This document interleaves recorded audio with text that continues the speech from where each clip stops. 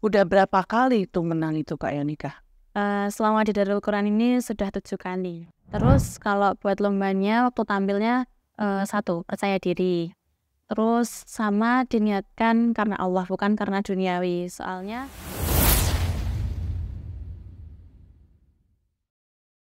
Assalamualaikum warahmatullahi wabarakatuh. Halo teman-teman, kembali lagi di podcast kita, di podcast DKS yang keberapa? Iya, benar yang keempat. Udah gak kerasa ya, kita udah punya 4 podcast. Nah, di sini kita akan membahas tema yang seru banget pokoknya, ngobrol santai gitu. Nah, teman-teman penasaran nggak siapa bintang tamu podcast kali ini? Ya, podcast kali ini bintang tamunya adalah salah satu santri berprestasi di Darul Quran Surakarta. Namanya adalah Yonika Nabila Farhah. Assalamualaikum Kak Yonika.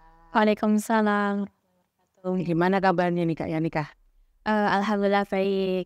Semoga teman-teman yang di rumah yang sedang menonton juga dalam keadaan baik. Alhamdulillah ya, amin ya. Oke, Kak Yonika sekarang kelas berapa? Kelas 9. Oh, kelas 9 ya, di SMP Darul Quran Surakarta. Oke. Oh iya Kak Yonika, dengar-dengar Kak Yonika ini udah menangin banyak lomba ya, lomba event. Itu lomba apa aja nih? Yang sudah menjadi juara rata-rata lomba MHQ. Tapi juga pernah ikut lomba tartil juga. Oh gitu. Udah berapa kali itu menang itu Kak Yonika? Selama di Darul Quran ini sudah 7 kali. Wow, amazing guys. Udah 7 kali, bayangin teman-teman ini lomba itu udah 7 kali menang. Nah itu dapat juara berapa aja tuh Kak? Juara 3 ada, juara 2 ada, dan alhamdulillah juara 1 juga ada. Itu lomba MHQ dan juga tartan itu? Iya. Wah, luar biasa ya. Terus menurut Kak Yonika nih, coba cerita dong gimana pengalamannya waktu lomba itu, di lomba yang paling berkesan buat Kak Yonika. Oh, lomba di sini nih soalnya jauh apa gimana? Lomba yang paling berkesan itu lomba di SMA MTA. SMA MTA. Oh iya. Kenapa itu berkesannya? Karena itu sangat bergengsi.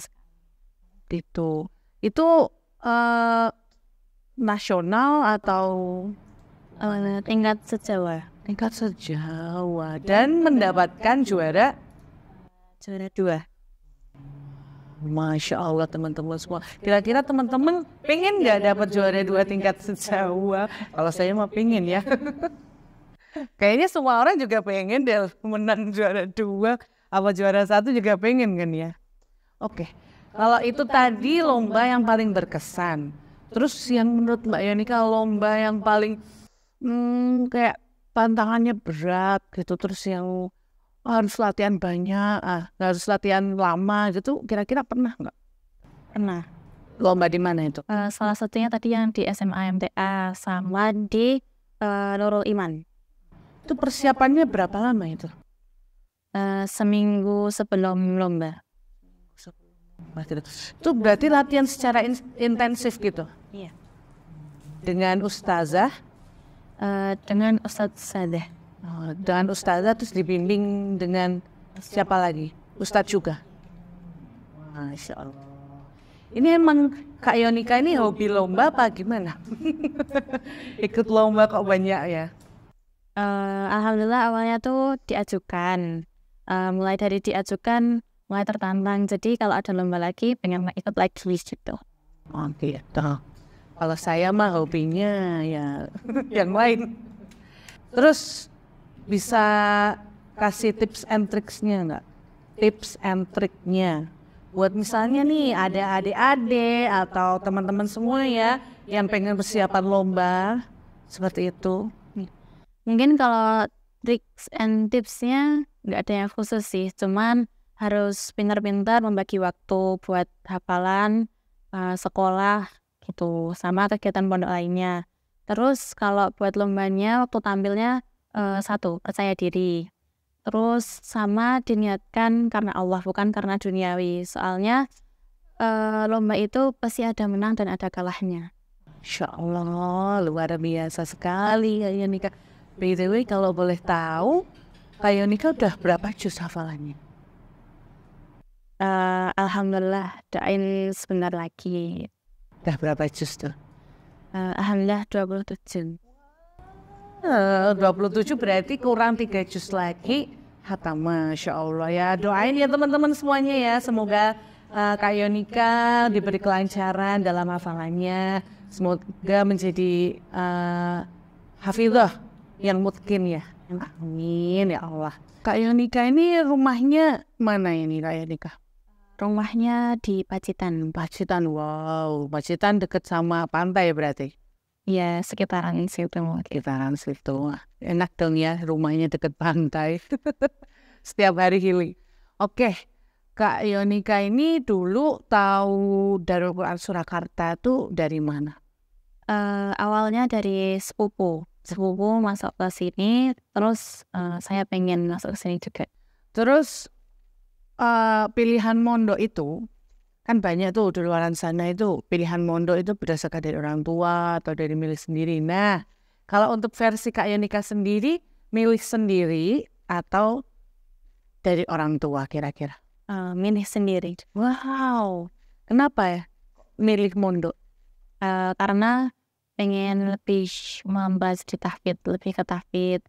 Terus karena di sini Darul Quran juga basisnya tahfidz, jadi masuk ke sini. Terus juga pengen ngerasain rasanya orang tirakat. Gimana? Setelah merasakan gimana? Ya berarti di pondok tuh harus benar-benar tirakat, hemat, jauh dari orang tua juga. Pernah ngerasain kangen nggak sama orang tua? Terus gimana caranya mengatasi kangennya sama orang tua? Selalu didoakan. Insya Allah. Wah, oke. Terus Kak Yonika kalau misalnya di pondok gitu biasanya ngapain aja? Kalau di pondok tuh kegiatannya ngapain aja sih Mbak selain misal menghafalkan Al-Quran dan lain-lain? Ya biasanya sama teman-teman sih. Dengar-dengar nih, Kak Yonika tuh selain berprestasi, ikut banyak lomba, terus habis itu juga aktif di organisasi di SMP DKS. Nah, itu kira-kira ikut organisasi apa sih? Organisasi OSIS. OSIS? Wow. Terus Organisasi CFQ. CFQ. Wah, apa itu CFQ? CFQ itu Commander Force Dako. Jadi itu pasukan kepramukaannya di Darul Quran Surakarta. Nah, menjabat jadi apa? Di tahun 2022-2023 menjabat sebagai ketua. Wow, amazing guys, jadi ketua CFQ. Nah itu kalau misalnya jadi ketua, gimana itu? Harus kemana itu berarti? Harus bisa mengayomi anggota-anggotanya. Ya, mengkoordinir sih lebih. Nah itu biasanya anggotanya terdiri dari siapa aja? Kelas berapa gitu? Waktu di tahun 2022-2023 itu dari kelas 9. Itu awal menjabatkan kelas 8 sampai kelas 9 ini. Dan selesai kemarin waktu kalau nggak salah November gitu. Selesai. Biasanya event-event dari CFQ itu biasanya bikin event kan CFQ? Apa gimana? Sebelumnya tuh belum pernah bikin event. Terus kegiatan CFQ itu mengajarkan kepramukaan kepada adik-adiknya. Pertama kali bikin event itu waktu kemarin itu Skotival Luar namanya. Kemah berarti? Enggak, diadakan di internal di dalam sekolah. Gila, itu kegiatannya apa itu? Itu bisa dari penilaian Singapura, PPB, terus tongkat, menali. Selain jago dalam MHQ, ternyata suka juga di kegiatan lapangan nih Mbak Yonika. Nah terus tadi kan ada CFQ, terus sebut juga OSIS. Nah OSIS itu menjabat jadi apa? OSIS itu menjabat di bidang kesehatan. punya kesehatan luar biasa. Wah, ternyata setelah berbincang-bincang dengan Kak Yonika ini luar biasa ya. Ternyata seorang santri itu keren. Kerennya tahu nggak? Multi talent, selain pinter dalam MHQ, dalam bidang agama, ternyata juga pinter dalam bidang organisasi. Organisasi tadi Kak Yonika ikut OSIS, ikut CFQ gitu kan. Keren banget sih. Kalau ini sih berarti udah gini ya. Apalagi sebentar lagi nih Kak Yonika juga mau khatam. Pokoknya doain ya teman-teman semua. Kita kurang 3 juz lagi nih Kak Yonika khatam. Semoga menjadi hafidhoh yang mutaki ya teman-teman semuanya. Oke, terima kasih Kak Yonika. Kita udah bincang-bincang seru buat hari ini. Semoga Kak Yonika sukses selalu. Apa yang dicita-citakan juga tercapai. Amin. Nah, Kak Yonika punya pesan dan kesan nggak kira-kira buat adik-adik kelas atau mungkin buat teman-teman semuanya? Kalau buat adik kelas, jangan malu buat nunjukin bakat kalian. Terus buat teman-teman semuanya, kita kan masih muda, jangan malas. Pasti usaha nggak akan mengkhianati hasil. Masya Allah, keren banget guys. Dengarnya merinding ya. Oke, itu tadi bincang-bincang kita bersama dengan Kak Yonika. Seru nggak kira-kira teman-teman? Pasti seru banget ya. Merasa terinspirasi nggak kira-kira? Kalau saya sih udah terinspirasi, rasanya pengen wake up and then do something yang bisa mengimprove diri sendiri ya, kayak gitu. Oke, itu tadi podcast dari kita. Nah, itu tadi guys, bincang-bincang seru kita dengan Kak Yonika. Gimana kira-kira? Teman-teman udah terinspirasi belum? Kalau saya sih rasanya udah pengen do something untuk improve diri sendiri ya, buat menjadi lebih baik lagi. Apalagi ini sudah akhir tahun. Nah, di tahun selanjutnya tuh rasanya pengen menjadi pribadi yang lebih baik lagi gitu teman-teman semuanya. Dan ini ada info PSB dari DKS bahwa kita udah buka pendaftaran loh dari bulan Oktober kemarin. Nah, untuk pendaftar yang mendaftar sampai bulan Desember nanti akan mendapatkan free pengembangan sebesar 5 juta.